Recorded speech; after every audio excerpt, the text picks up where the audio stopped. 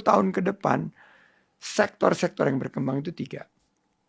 Selain sektor ekonomi kreatif yang selalu menjadi fondasi kita kan. Ekonomi kreatif itu seperti ini nih. Ini udah 8% dari ekonomi kita tanpa kita sadari. Ini ya, sosial media ya. Ekonomi kreatif secara Ekonomi keseluruhan. kreatif, Sosial media salah satunya. Nah, makanya saya waktu itu bangun Gcraft kan. Iya, betul. Sama Pak Kawendra, sama Pak Dasko waktu itu. Sekarang banyak banget yang melihat ini adalah sebuah fondasi ekonomi yang kuat, ekonomi masa depan kita. Beralih dari ekonomi ekstraktif yang dulu. Dulu ekonominya ekstraktif kan, pindah ke ekonomi kreatif. 10 tahun ke depan ini masih menjadi fondasi. Tapi ada 3 pilar, saya menyebutnya sebagai cluster 10 tahun ke depan. Pertama adalah digital economy. Ini digital economy. Karena ini bagian daripada digital pivot dari long form ke short form, itu bagian dari pengetahuan tentang digital economy. Saya masuk di Muslim First, itu juga bagian daripada digital economy.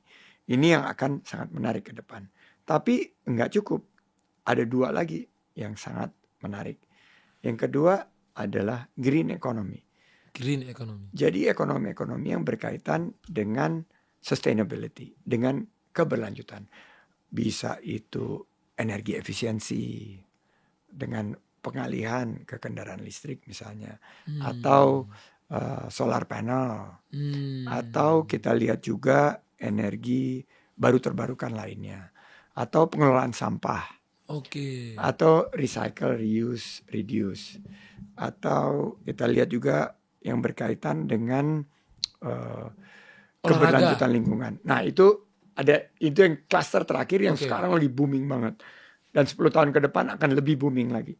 Jadi ini green economy. Baru yang ketiga itu yang disebut wellness economy. Wellness economy. Ini yang lagi itu meroket ya. Jadi dulu orang pikir industrinya ini hanya industri kesehatan.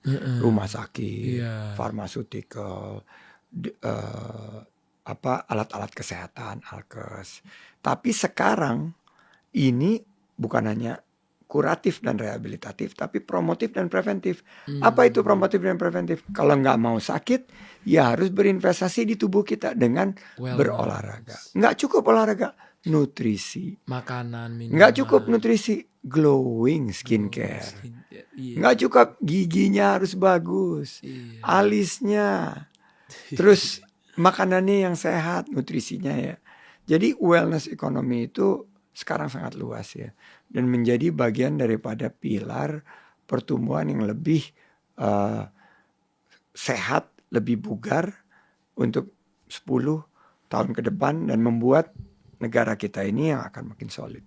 Wow, itu 3 pilar yang tadi udah dikasih sama Pak Sandi. Mungkin gak ya negara kita ini, Indonesia, bisa jadi seperti Singapura, Dubai, Qatar, menurut Pak Sandi gitu kan? Kita sering main ke sana. Kok ini negara bisa begini? Apa karena mereka penduduknya sedikit? Atau kalau penduduk banyak kan memang challenging-nya lebih berat gitu? Fundamental ekonomi kita solid. Kita negara besar, 17.000 pulau, kita punya 280 juta penduduk, anak-anak muda banyaknya di atas 60%, dan kita punya juga modal kita yang sangat besar itu adalah ekonomi Pancasila.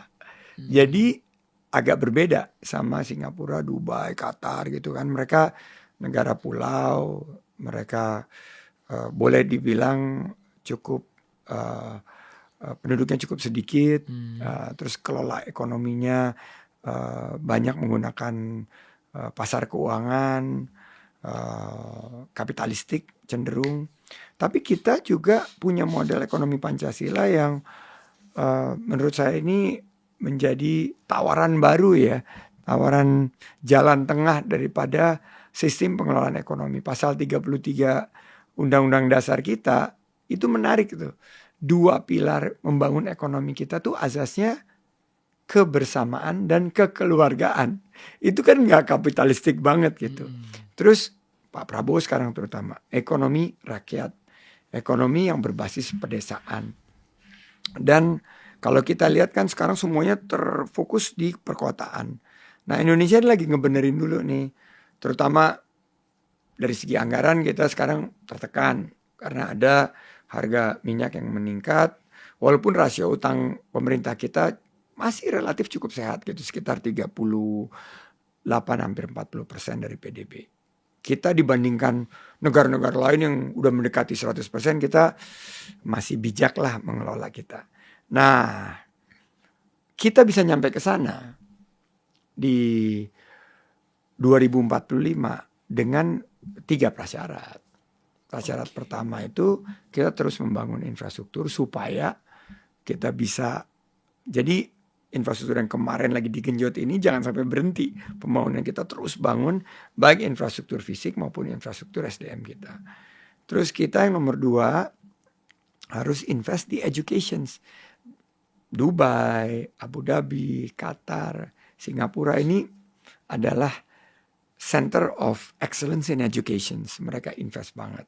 Jadi kita membangun, kita berinvestasi di pendidikan dan kesehatan untuk masa depan.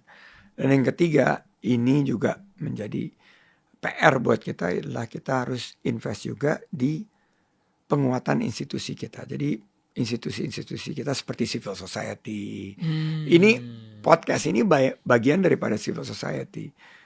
Bagaimana institusi-institusi pemerintah maupun non pemerintah itu kuat untuk membangun, termasuk korporasinya. Jadi Indonesian Incorporated itu harus kuat, profitnya harus bagus, penciptaan lapangan kerjanya tercipta, sehingga kita bisa sampai ke gerbang jembatan emas itu menuju 2045 Indonesia menjadi negara maju.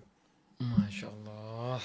Semoga 2045 tuh berarti Amina umurnya udah 20 tahun. 20 tahun. 20 tahun. Anak saya yang terbesar mungkin sudah 48-49 tahun. Nah, berarti ini berkaitan nih, kita 1-2 pertanyaan terakhir doang Pak Sandi. Kan anak kita nih udah pada mulai gede nih, dia bakal kuliah.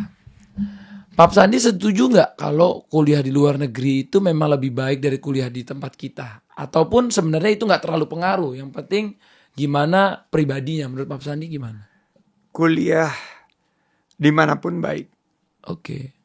Nggak kalah di dalam negeri dibanding di luar negeri. Kita punya banyak lulusan-lulusan dalam negeri yang super hebat gitu. Yang keren-keren ya. Yang keren-keren. Kuliah di luar negeri itu membuka wawasan kita. Tinggal di luar negeri seperti Atta dan keluarga itu membuka wawasan kita.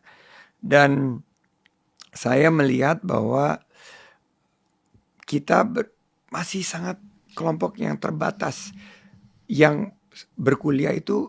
Menurut angka terakhir itu hanya 11% daripada penduduk kita yang punya gelar S1 ke atas gitu loh.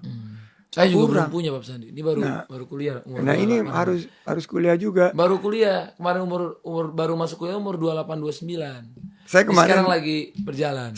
Kemarin si Gilang Dirga itu datang ke saya. Akhirnya sekarang dia kuliah juga, ikut beasiswa kita.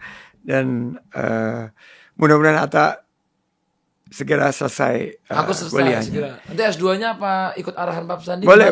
Kita cari. Kalau S2 cari yang hubungannya sama ekonomi kreatif dan digital economy. Nah, kita kuliah di luar itu membuka wawasan. Kalau ada kesempatan, alhamdulillah. Tapi kalau nggak ada kesempatan ya jangan dipaksain. Kita bisa berkuliah di dalam negeri juga. Kalau kita diterima di sekolah bagus karena kita punya prestasi, ada LPDP. Ada fasilitas pemerintah. Jadi buat saya kita fokus aja di ilmunya. Ilmunya itu juga kan pengalaman saya dari yang kuliah yang hebat-hebat itu, kita tergantung kan ilmu yang kita dapat itu bagaimana kita menerapkannya kan. Nah yang jago-jago eksekusi menerapkan ilmunya itu adalah di 70% atau 80% daripada anak tangga menuju kesuksesan. Jadi ilmu itu awal. Setelah itu kembali lagi ke jati diri kita. Bagaimana kita bisa membawa ilmu tersebut untuk bermanfaat.